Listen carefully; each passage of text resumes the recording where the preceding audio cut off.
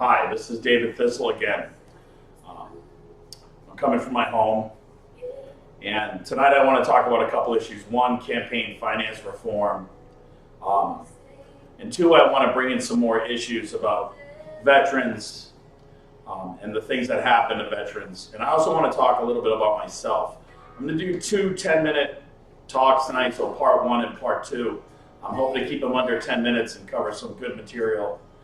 I hope it doesn't sound too much like a lecture, so first I'm going to do is I'm going to tell a little bit of a joke that most people in the military might have heard before.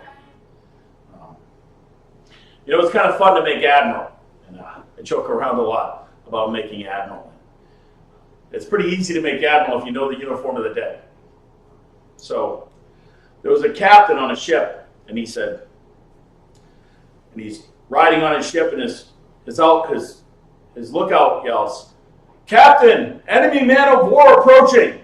And the captain yells, "Somebody give me my crimson coat." Thanks, James. And he throws his crimson coat on, and he yells, "To arms!" And they win. And the captain takes his coat off, and he gives it to his men, and they are victorious, and they win the battle. And a few months go by, and the captain's hanging out again on the bridge, and he hears the crow's nest lookout yell, "Captain, 2 enemy men of war approaching, estimated cannon 300. And he yells, "Somebody give me my crimson coat."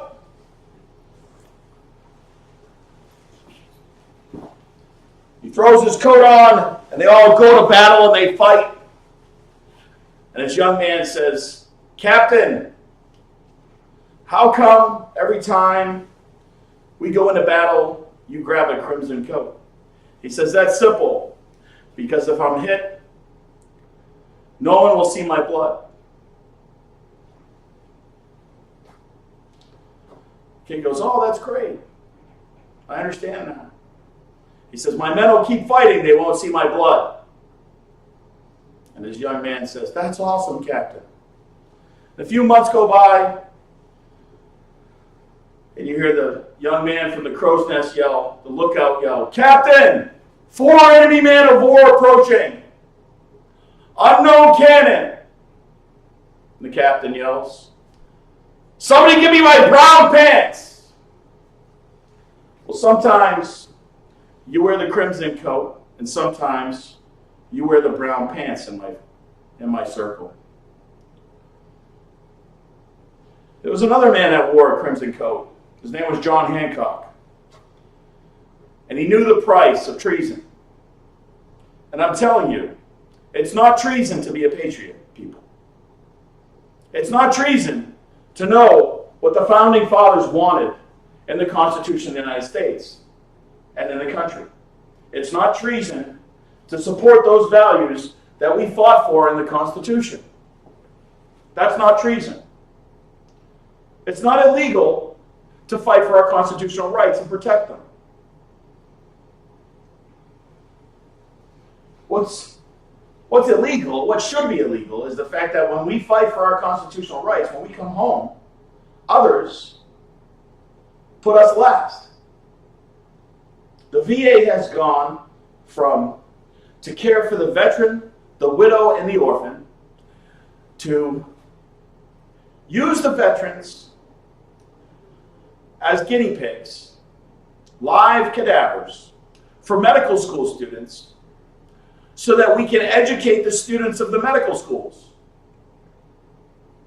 That's not what the VA is supposed to be. The VA's mission is to care for the veteran, the widow, and the orphan of that veteran.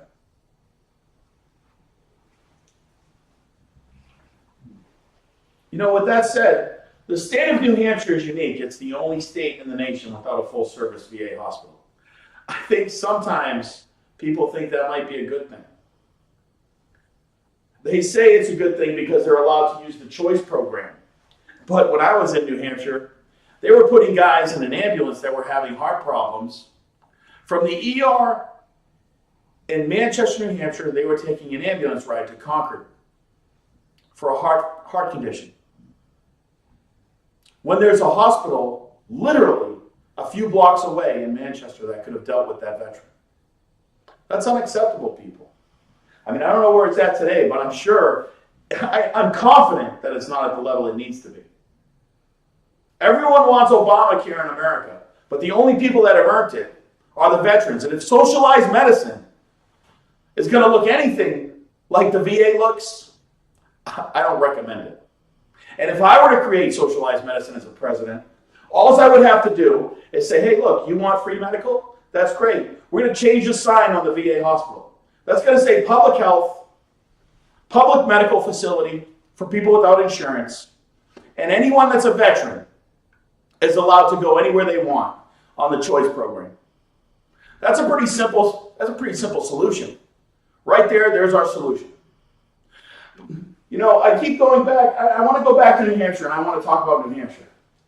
In 2016, when I ran for president, which, by the way, folks, we'll get back into why I did those things, but one of the reasons was because the VA was so terrible, it was disgusting there. My pay kept getting interrupted. And you know, when I went to the senator's office, both senators didn't tell me about New Hampshire, Title 12, Chapter 165.5, which basically would have provided a financial bridge for me until the VA fixed my pay so I wouldn't end up homeless. It was unacceptable.